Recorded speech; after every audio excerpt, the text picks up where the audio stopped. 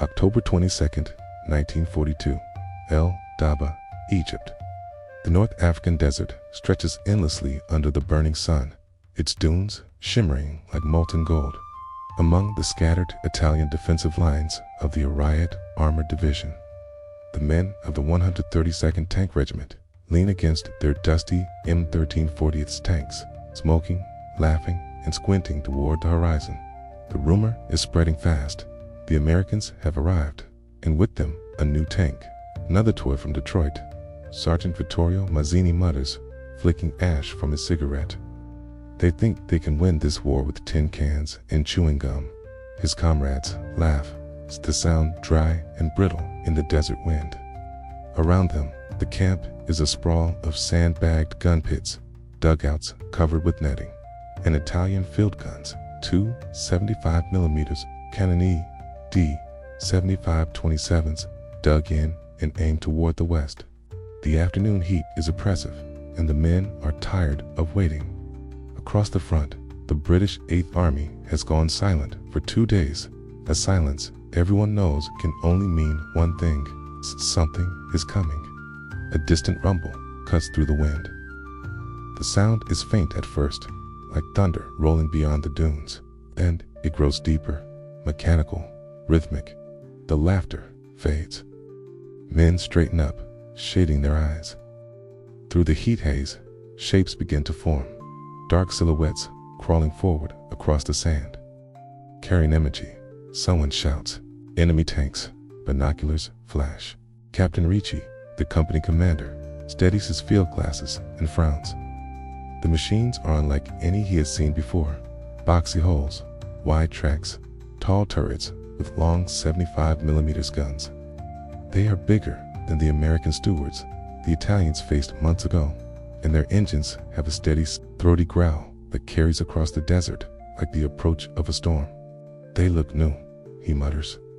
New, maybe, Vittorio replies, loading his gun breech with a grin, but still made of steel, and steel burns. Orders crackle over field radios. Gunners sight in. The first Italian shells scream across the sand, arcing toward the oncoming line. A puff of smoke, one, then another. A hit. The men cheer as dust envelops one of the lead tanks. But when the smoke clears, the shape is still moving, a great lumbering beast pushing through the haze. Then the Shermans fire back. The Italian position explodes in thunder. The 75mm gun of the M4 Sherman, stable and rapid firing, sends shockwaves through the desert air. One Italian tank erupts in a fountain of smoke and flame. Another's turret is torn open like paper. The men scramble, shouting, as the American tanks close the distance with terrifying speed. They're still coming, Vittorio screams, gripping the handles of his gun as the earth shakes. The laughter that once filled the camp is gone. October 23, 1942, dawn. The second battle of El Alamein has begun. The desert that was once silent now roars like an open furnace. British artillery pounds the horizon, a wall of explosions crawling forward like living fire. The Italians crouch in their trenches, sand raining from above, the air thick with dust and cordite. Vittorio Mazzini can barely hear his own thoughts. Each shell burst feels like a hammer slamming against his chest. Around him, the men of the WWII division huddle behind shattered sandbags and burning trucks. The enemy barrage has lasted for hours, and now, through the smoke, the Shermans return. Carry Americani, range 400 meters, yells Captain Ricci, pointing through the haze. Through his gun sight, Vittorio sees them clearly now, M4 Sherman's olive drab against the ochre dunes.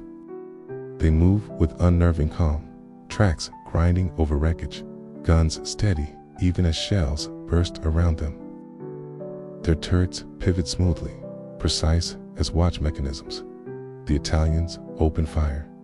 75mm shells ricochet off the Sherman's sloped armor, sparking like flint against steel. The American tanks respond instantly, firing in disciplined volleys. One Italian gun emplacement disappears in a flash, the crew thrown like rag dolls. Madonna Santa, Vittorio breathes, His hands shake as he reloads. The M4's advantage is clear. It's not invincible, but it's stable, reliable, and terrifyingly fast. The Italians' M1340's tanks, outdated and underpowered, struggle to traverse their guns before being destroyed. The Sherman's 75mm gun fires 3 rounds to their 1. At Ricci's command post, radio operators shout over the static. Command says, "Hold position. Reinforcements coming." But everyone knows reinforcements won't matter. By mid-morning, the Sherman spearhead has broken through. The Italians fall back toward their secondary line, dragging the wounded through burning sand. Vittorio helps lift a soldier missing half his leg. His face goes white beneath a layer of dust. "Run. Leave the equipment," Ricci yells, waving them back. Behind them, an M4 Sherman crests a ridge, sunlight flashing off its gun barrel. The commander inside, an American sergeant named James Harlow of the 2nd Armored Division, scans through his periscope. The smell of diesel and gunpowder fills the turret. "There they go," Harlow mutters, sweat dripping from his brow. "Keep it steady, Corporal." Fire one high explosive right into that machine gun nest. The gun thunders. The blast kicks up a wall of sand and debris. Italian helmets scatter like leaves. For hours, the Shermans roll forward, relentless, mechanical beasts that chew through bunkers and anti-tank guns alike. The desert trembles under their treads. By sunset, the battlefield is a graveyard of burning steel. Italian positions lie shattered. The WWII division, once the pride of Mussolini's armored forces, is a shadow of its former self. As darkness falls, Vittorio and the survivors crawl into a shallow depression behind a ridge. They are exhausted, filthy, half-deaf from the constant thunder. Captain Ricci removes his helmet and stares west, where the Sherman's silhouettes glow faintly in the firelight. "So that's the American machine," he murmurs. "A tank that doesn't break, and men who don't stop." Vittorio spits into the sand, his hands trembling. "We laughed at them," he says softly. "We thought they were fools." The wind howls over the dunes. In the distance, the engines of the Shermans rumble on, the sound of a new kind of war machine, one that would carry across continents. October 25th, 1942, 2 days into the Second Battle of El Alamein. The desert has become an inferno of twisted metal and scorched earth.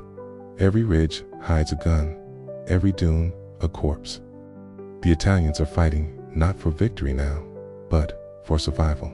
Vittorio Mazzini and what remains of his gun crew have retreated to a shallow wadi outside the village of Tel El Akaki. The air reeks of oil, blood, and cordite. The men are gaunt, their eyes hollow. Their uniforms, once khaki and crisp, are now rags soaked with sweat and dust. The sound of engines grows again, deep, steady, unstoppable. The Shermans are advancing at dawn. Positions. Captain Ricci orders voice, hoarse from smoke. He knows the futility of it. The German panzer units to their north have already fallen back. The Afrika Corps is disintegrating under Montgomery's offensive. But orders are orders. Vittorio swings his gun around toward the rising sun. The light silhouettes the tanks, a formation of a dozen M4 Shermans moving in echelon, turrets scanning, each one leaving a wake of swirling sand. Through his binoculars, Ricci can see the American stars painted white on the hulls. "Hold until they're within 200 meters, he says quietly. The first Italian shell strikes the lead Sherman and glances off harmlessly. The second hits the sand, just short, spraying grit across the hull. Then the Shermans return fire. Their 75mm guns bark in perfect sequence. Thum, thum, methodical and devastating. An Italian gun pit erupts in a shower of flame. Men scream. Another shell tears through a transport truck, flipping it end over end. "Fall back," Ricci shouts, but the order is drowned by the thunder of tank fire. Vittorio and one other crewman scramble into a trench as a Sherman rolls into view, its hull smeared with soot and sand. The commander, Sergeant Harlow, pops the hatch, scanning with binoculars. There they are, right ahead. He calls. Traverse left. Hit that ridge. The M4's gun swings smoothly and fires. The shockwave slams Vittorio against the earth. When he looks up, his gun emplacement is gone. Only a crater remains. He stumbles backward through the chaos, deafened by the cacophony of engines and explosions. The sand itself seems to move, churning beneath the tank treads. Harlow's Sherman leads the column straight through the Italian line, crushing abandoned guns. Bursting through barbed wire, firing without pause. By mid-morning, the Italian defense is shattered. Survivors run west under strafing aircraft. The once proud WWII division ceases to exist as a fighting force. Captain Ritchie is captured near dusk, his pistol empty, his men too exhausted to resist. The Americans treat him with a kind of weary respect. They offer him water, cigarettes, and a bandage for his wounded hand. He accepts in silence, staring at the Sherman that now sits idle nearby. The tank is enormous up close, its armor scarred but intact, its turrets streaked with soot. The name, Lucky Lady, is painted on the side in white chalk. Ritchie runs a hand across the metal, the same way a man might touch the flank of a horse that has thrown him. It's not the tank, he mutters. It's the men who built it, and the men who drive it. Vittorio stands beside him, shoulders slumped. He looks at the rows of captured Italians sitting in the sand, their faces blank. We mocked them, he whispers, but maybe didn't understand what kind of war this really is. As night falls over the wreckage of Alamein, the Shermans rumble forward once more, their engines echoing across the dunes, heralds of an industrial power that will soon roll across Sicily, Italy, and Europe itself. In the silence that follows, Vittorio realizes that what they witnessed today wasn't just a defeat. It was the beginning of the end.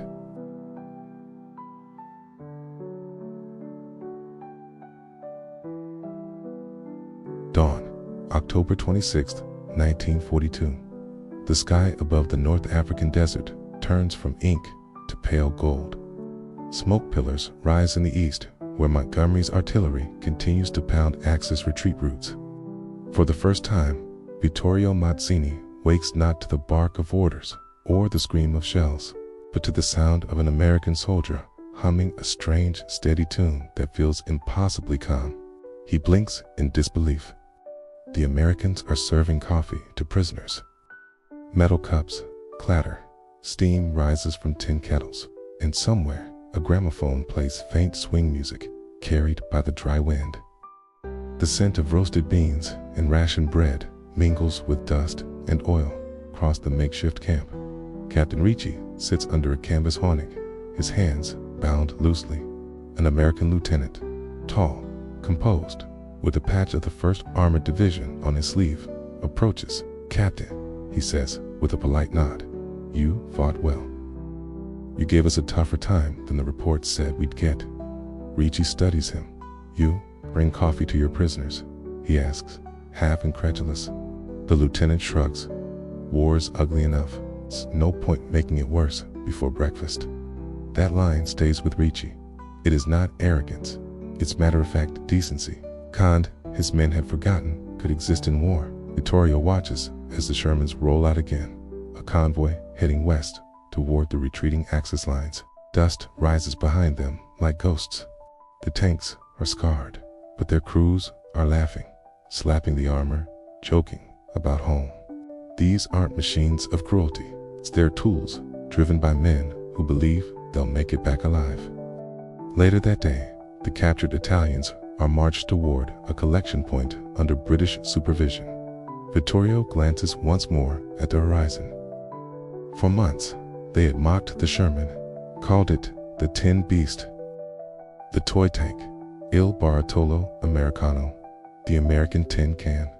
Now, those same toys have torn apart 2 divisions in less than 48 hours. As they walk, an old sergeant beside him mutters, "So, this is how the Americans fight, with factories instead of bravado." Vittorio nods slowly. Factories, he repeats, and a kind of faith I don't understand. In the months that follow, the legend of the Sherman spreads across the Mediterranean. Soldiers whisper about the iron waves that broke the desert lines, and about the Americans who seemed to summon endless machines from the sea. In Tunisia, in Sicily, in Italy itself, the same silhouette would appear over ridgelines, always advancing, always firing.